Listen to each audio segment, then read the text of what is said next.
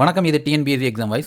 TNPSC group 2, group 2A மற்றும் group 4 தேர்வுகளுக்காக நம்ம பாடத்திட்டம் அடிப்படையில் சில வகுப்புகள் பார்த்துட்டு இருக்கோம். இது கணிதம். கணிதத்தில் செவ்விய எண் அல்லது நிறைவெண் பற்றி தெரிஞ்சுக்கிட்டு இணக்கமான எண்கள் இதை பற்றி நம்ம தெரிஞ்சுக்கலாம்.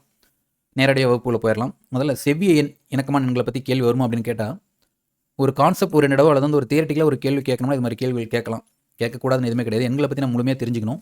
ஒரு சிம்பிளிஃபிகேஷன் நமக்கு ஈஸியாக அமையணும் அப்படின்னா எண்களை பற்றி தெளிவான புரிதலோடு தான் அதாவது அடிப்படை தெளிவாக இருந்தால் மட்டும் தான் சிம்பிளிஃபிகேஷன் பண்ண முடியும். ஏன்னா சிம்பிளிஃபிகேஷன் எல்லாமே அடிப்படை ஒரு செங்கலை வச்சு கட்டப்பட்ட ஒரு கட்டிடம் தான் சிம்பிளிஃபிகேஷன் அப்படிங்கிறது.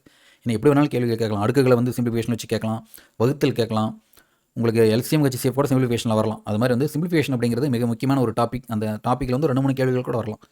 அந்த சிம்பிளிஃபிகேஷன் கேள்வி கேட்கறதுக்கு காரணம் இந்த கேள்வி என்ன, சிம்பிளிஃபிகேஷன் அப்படின்னு அர்த்தம். உங்களுக்கு தெரிஞ்சதெல்லாம் வச்சு இதை முடியுங்க அப்படிங்கிறது. அப்போ தெரிஞ்சுக்கிறதுலாம் அப்படின்னா அடிப்படை தான். அந்த அடிப்படையில் செவ்விய எண்கள், நிறைவெண்கள், இணக்கமான எண்களை பற்றி சுருக்கமாக நம்ம பார்த்துடலாம். செவ்விய எண் அப்படின்னு என்னென்னா, ஒரு எண்ணோட காரணிகள் இருக்குது. அந்த எண்ணை தவிர அதனுடைய காரணிகளை கூட்டினா அந்த எண் வரணும். பெரிய குழப்பம் எதுவுமே கிடையாது. ஒரு எண் இருக்குது. இப்போ உதாரணமாக 6 அப்படின்னு ஒரு எண் இருக்குது. அந்த எண்ணோட காரணிகள் அப்படின்னு பார்த்தோம்னா 1, 2, 3 இது எல்லாமே 6ஐ வகுக்கக்கூடிய வகுத்திகள். இந்த 1, 2, 3ஐயும் கூட்டினா 6ன்னு வருது. அப்போது 6ஐ தவிர, அதாவது தன்னை தவிர பிற காரணிகளின் கூட்டுத்தொகை அதே எண்ணாக இருந்தால் செவ்விய எண். அவ்வளோதான். செவ்விய எண் அப்படின்னா ஒரு எண்ணை பற்றி மட்டும் தான் நம்ம படிக்கிறோம்.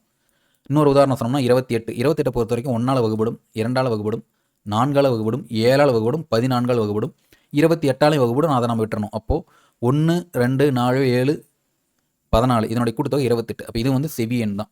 கீழ்கண்டவற்றில் செவ்விய எண்ணை காண்கன்னு கூட கேள்வி கேட்கலாம். கேட்கக்கூடாதுங்கிறதுக்கு எதுவுமே கிடையாது.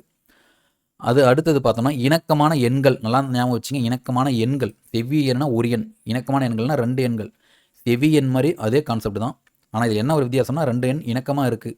இதனுடைய விளக்கம் என்னென்னு சொன்னால், இப்போ உதாரணத்துக்கு 220, 284 2 எண்கள் எடுத்துக்கங்க. இதனுடைய வகுத்திகள் பார்த்தோம்னா 1ஆல் வகுப்படும், 2ஆல் வகுப்படும், 4, 5, 10, 11, 20, 22, 44, 55, 110 இத்தனையாலையும் இந்த 220 வகுப்படும். இதனுடைய கூட்டுத்தொகை பார்த்தீங்கன்னா 284. அதே மாதிரி இந்த 284ஆனது அதுவும் அதனுடைய வகுத்திகளின் கூட்டுத்தொகை 220 வரணும். அப்போது 220 வகுத்திகளுடன் கூட்டுத்தொகை 284ம், 284 வகுத்திகளின் கூட்டுத்தொகை 220 வந்துச்சுன்னா இணக்கமான எண்கள். அதாவது தன்னுடைய வகுத்திகளுக்கு இணக்கமான எண்கள் அப்படின்னு வச்சுக்கலாம். இது கொஞ்சம் இந்த உதாரணத்தை தாண்டி பெரிய அளவில் போனோம் அப்படின்னா 1184, 1210 இது ரெண்டும் இணக்கமான எண்கள். 26, 20, 29, 24 இது ரெண்டும் இணக்கமான எண்கள் தான்.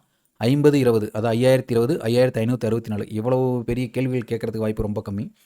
கேட்டாலும் நம்ம காரணிகள் கண்டுபிடிக்கணும். இந்த இணக்கமான எண்கள் இப்படி கேள்வி கேட்டு கண்டுபிடிக்கணும் அப்படின்னா நம்ம சுருக்கமான அந்த வகுப்படும் தன்மையை தெளிவாக தெரிஞ்சுக்கணும். அது வரும் வகுப்புகளை பார்த்துக்கலாம். ரொம்ப சுலபமாக அதை ஸ்பிளிட் பண்ணி நம்ம பார்த்துக்கலாம். இப்போதைக்கு செவ்விய எண் என்றால் என்ன, இணக்கமான எண் என்றால் என்ன மட்டும் தெரிஞ்சுங்க. செவ்விய எண்ணை பொறுத்த வரைக்கும் அதனுடைய காரணிகள், அதனுடைய கூட்டுத்தொகை அதே எண் வரணும். இணக்கமான எண்களை பொறுத்த வரைக்கும் 2 எண்கள் ஒன்றோட வகுத்திகளின் கூட்டுத்தொகை இன்னொரு எண்ணாகவும், சேம் டைம் இன்னொன்னோட வகுத்திகளின் கூட்டுத்தொகை அந்த முதல் எண்ணாகவும் வரணும். இது 2 தான் இதனுடைய அடிப்படை கான்செப்ட். ஓகே, இதை புரிஞ்சுக்கங்க. இன்னும் சில எளிமையான அடிப்படையை பார்த்துட்டு தான் நம்ம நேரடியாக சிம்பிளிஃபிகேஷன் பார்க்க போகிறோம். அடுத்த வீடியோவில் மீண்டும் சந்திப்போம். Thank you to all.